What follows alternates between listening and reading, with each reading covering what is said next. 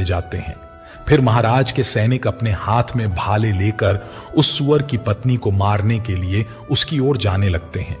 सूअर की पत्नी अपने बच्चों के सामने खड़ी हो जाती है और बच्चों से कहती है, बच्चों, मैं जब तक यहां पर खड़ी हूं तुम यहां से भाग जाओ।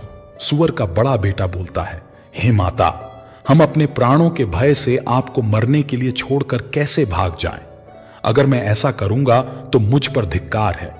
मैं युद्ध में शत्रु को परास्त करूंगा। तुम अपने पुत्रों को लेकर यहां से चली जाओ। फिर वह सूअर की पत्नी बोली, हे मेरे पुत्र, मैं महापाप नहीं करूंगी। तुझे अकेला छोड़कर कैसे चली जाऊं? इतने में ही राजा के सैनिक उन सूअरों के पास आते हैं और उन पर प्रहार करने लगते हैं। सूअर का बड़ा बेटा भयंकर युद्ध करता है और अनेक सैनिकों को मार गिराता है। तब महाराज आगे आकर उस सूअर के बड़े बेटे को भी मार डालते हैं। अपने पुत्र को मरा हुआ देखकर सूअर की पत्नी बहुत क्रोधित हो जाती है और भीषण प्रहार करने लगती है। उसने भी अनेक सैनिकों को मार डाला। इस घटना को महारानी सुदेवा देख रही थीं। तब वह महाराज से कहती हैं, हे महाराज, उस सूअर की पत्नी आपके सैनिकों को मार रही है, आप आगे बढ़कर उसका वध क्यों नहीं करते? महाराज, इसका वध कर दो। तब महाराज कहते हैं, हे प्रिय, यह एक स्त्री है। मेरा यह वचन है कि मैं स्त्री का वध नहीं करूंगा। स्त्री का वध करने से महापाप लगता है, इसीलिए मैं उस सूअर की पत्नी को न खुद मार रहा हूं और न ही किसी को उसे मारने के लिए भेज रहा हूं। मुझे स्त्री का वध करने में बड़ा भय लगता है। इतना कहकर महाराज चुप हो गए। फिर महाराज की सेना में भार्गव नाम का एक बलवान सिपाही था। उसने उस सूअर की पत्नी पर प्रहार किया और उसे जमीन पर गिरा दिया।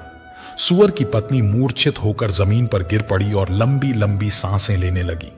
जब रानी सुदेवा ने उस सूअर को धरती पर बेहोश अवस्था में देखा तो उन्हें उस सूअर पर बड़ी दया आ गई। उन्होंने ठंडा जल उस सूअर के मुख में डाला और फिर उसके सारे शरीर पर वही जल डाल दिया जिससे उस सूअर को होश आया। सूअर ने रानी को उस पर शीतल जल डालते हुए देखा तो वह बहुत प्रसन्न हुई और मनुष्य की वाणी में बोलने लगी, हे देवी, तुमने मुझ पर ठंडा जल डालकर मुझे कष्ट से मुक्ति दिलाई है। तुम्हारा कल्याण हो। सूअर के ऐसे वचन सुनकर रानी सुदेवा को बड़ा ही आश्चर्य हुआ। वह सोचने लगी, यह तो आज मैंने बड़ी विचित्र बात देखी। यह सूअर तो मनुष्य की वाणी में सुंदर और स्पष्ट संस्कृत बोल रहा है। फिर रानी ने उस सूअर से कहा, हे भद्रे, तुम कौन हो? तुम्हारा बर्ताव तो बड़ा ही विचित्र है। तुम पशु होकर भी मनुष्य की वाणी में कैसे बोल रही हो? तुम मुझे तुम्हारे पूर्व जन्म का वृतांत सुनाओ। किस कारण से तुम सूअर बनी हो? फिर वह सूअर कहने लगी, हे महारानी, मेरे पति ने पिछले जन्म में गुरुजनों का अपमान किया था। इसी कारण से उन्हें सूअर का जन्म प्राप्त हुआ है।